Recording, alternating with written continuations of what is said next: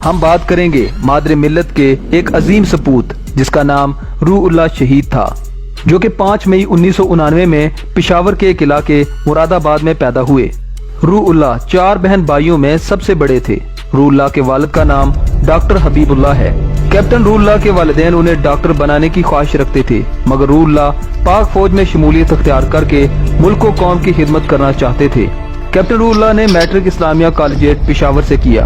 FSC انہوں نے حیات آباد کے گورنمنٹ ڈگری کالج سے کی۔ روح اللہ کو بچپن سے ہی آرمی میں جانے کا شوق تھا۔ کیپٹن روح اللہ کے والد نے بچپن میں آپ کے لیے ایک آرمی یونیفارم خریدا تھا۔ وہ ہمیشہ اسے پہنے رکھتے تھے، لیکن جب بھی وہ گیلا ہوتا تھا تو آپ اس کے سوکھنے کا انتظار بھی نہ کرتے اور گیلا ہی پہن لیتے۔ یعنی انہیں پاک فوج سے اتنی محبت تھی۔ وطن سے محبت اور دفاع کی لگن نے روح اللہ کو پاک فوج میں شمولیت کی طرف راغب کیا اور 2011 میں 125 PMA لانگ کورس کے ذریعے پاک فوج میں کمیشن حاصل کیا اور انہیں پاک فوج کی ایک مایاناز یونٹ 50 بلوچ رجمنٹ میں تعینات کیا گیا۔ روح اللہ کی پہلی پوسٹنگ وزیرستان میں ہوئی تھی۔ وزیرستان میں 1 سال اپنا فرض سر انجام دینے کے بعد روح اللہ کی پوسٹنگ مختلف علاقوں میں ہوتی رہی۔ اسی دوران کیپٹن روح اللہ نے SSG میں شمولیت اختیار کر لی۔ ان کا تعلق 2 لائٹ کمانڈو یونٹ سے تھا۔ کیپٹن روح اللہ کو عسکری حلقوں میں نہایت ہی قدر کی نگاہ سے دیکھا جاتا تھا، کیونکہ ان کا شمار پاک فوج کے چند ان افسران میں ہوتا تھا جنہوں نے سینکڑوں کی تعداد میں ملٹری اور ریسکیو آپریشنز میں حصہ لیا تھا۔ اس نوجوان افسر کی انہی خدمات کی بدولت انہیں آرمی چیف کی جانب سے اعزازی سند سے نوازا گیا، مگر اللہ تعالیٰ کو کچھ اور ہی منظور تھا۔ دہشت گردوں نے 24 اکتوبر 2016 میں کوئٹہ کے حساس ترین علاقے سریاب روڈ کا انتخاب کیا، کیونکہ کوئٹہ ایک بار پھر سے دہشت گردوں کے نشانے پر تھا۔ کوئٹہ کو خون میں نہلانے کے لیے جدید اسلحے سے لیس 3 خودکش بمباروں نے منگل کی شب تقریباً 11 بجے سریاب پر واقع پولیس ٹریننگ سینٹر پر دھاوا بول دیا۔ یہاں اس وقت 750 کے قریب پولیس اہلکار تربیت لے رہے تھے۔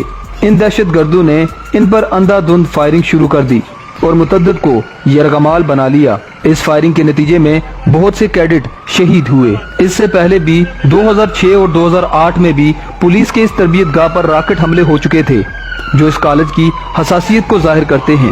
اس حملے کے فوراً بعد جائے وقوع پر فرنٹیئر کور اور SSG کمانڈوز کے دستے پہنچ چکے تھے، جنہوں نے ریسکیو آپریشن کا باقاعدہ آغاز کیا اور ایک خودکش بمبار کو شروع میں ہی جہنم واصل کر کے سینکڑوں اہلکاروں کی جانیں بچائیں۔ اس معرکے میں پاک فوج کے غیر معمولی صلاحیتوں کے حامل افسر کیپٹن روح اللہ بھی شامل تھے، جن کی بہادری اور جوان مردی نے ملک و قوم کا سر فخر سے بلند کر دیا۔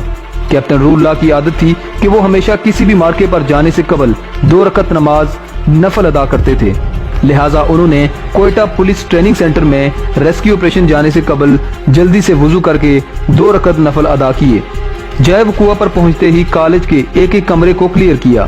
اس طرح جب انہوں نے 10 کمروں کو کلیئر کرا لیا تو ایک خودکش بمبار بھاگ کر ان کے قریب آنے لگا، جس کے سر پر نشانہ لے کر کیپٹن روح اللہ نے اسے خودکش جیکٹ پہننے سے قبل ہی مار دیا۔ بہت سے اہلکاروں کی جان بچانے کے بعد جب وہ 11ویں بیرک میں داخل ہوئے تو وہاں گپ اندھیرا تھا اور تقریباً 40 سے 50 اہلکار ایک بیرک میں موجود تھے۔